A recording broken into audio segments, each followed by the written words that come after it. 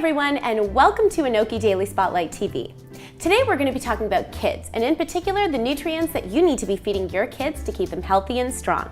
So today we'll be joined by Pediatrician Dr. Sanjeev Luthra, who will be talking to us about those important nutrients and dispelling some common myths as well. So Dr. Luthra, can you talk to us a little bit about the importance of specific nutrients during the early childhood years?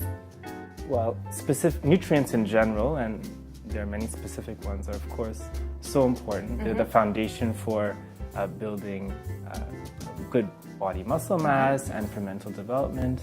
The nutrients that the children need are dependent on age. So when a child's an infant, breast milk, for example, is completely sufficient for all the nutrients, except for vitamin D. Okay.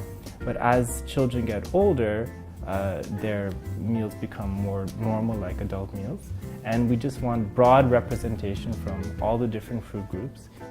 Can you talk about some of the myths that we tend to have about feeding our children? Because we know that there are many. We know that in the South Asian community, when a mother sees that her child is not developing as quickly as possible, aka is not fat enough, they tend to resort to milk. Now that doesn't really lead to the desired result, does it? It's not more milk equals more weight.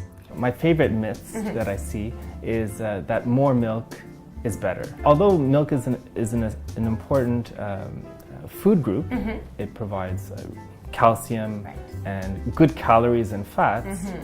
Too much milk can be a problem. And the real reason is that milk often can inhibit kids from eating other foods that they actually need. And kids can become deficient in something like iron, and that's actually a fairly common presentation, and sometimes it can become very, very severe, and that can lead to low blood levels and then problems in development. Like the other risk for high milk intake is then constipation, because children aren't eating foods that have fiber. They become constipated, and that can actually perpetuate. Constipation tends to get worse over time. So for a 2-year-old, the rough guideline is 2 cups of milk.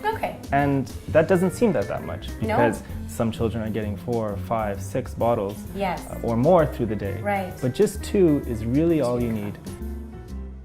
So Sonia, another myth that I see is that children have to use the bottle. And interestingly, they don't really need the bottle to have milk or other liquids. Sippy cups are appropriate for infants as young as 4 to 6 months of age. So the guideline is start with a sippy cup probably around 7, 8 months of age.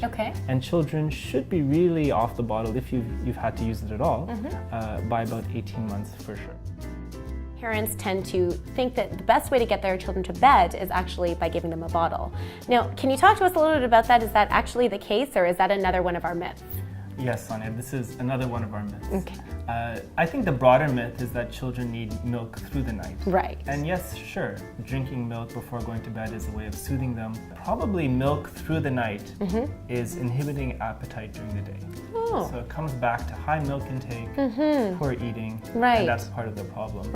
So Dr. Luthra, do you have any tips for the parents out there on how they can get their children off milk at night? So one strategy would be substituting milk for water. Water is a benign and it gives them something anyways. Second strategy is actually sleep independence. We know that many children are sleeping with their parents, even at the early toddler age. Having them independent, allowing them, giving them a chance to soothe themselves and find other strategies, be it using their thumb or a blanket. And again, the third is actually eliminating the bottle completely, so that takes that general dependence out altogether, whether it's night or day. Exactly. Now, before we wrap up, do you have any references or resources for the parents out there if they have any questions about how to feed their children? So a good general website is www.aboutkidshealth.ca. This is a general website on kids' health run by the Hospital for Sick Children. And the second, specifically for infant feeding or nutrition, child nutrition, would be the Canada Health Food Guide. And they have recommendations on portion amounts to the different ages. Perfect. Well, I know that I found this so fascinating. Thank you so much for all the information you provided. A pleasure being here, Sonia. Great. Thanks. And that's it for our show today. I hope that you found today's episode useful and that you're able to use some of the strategies that we talked about to help your kids grow healthy and strong. For more of our show, catch us on ANOKHImedia.com and our YouTube channel, and be sure to interact with us on Facebook and Twitter. Catch you next time.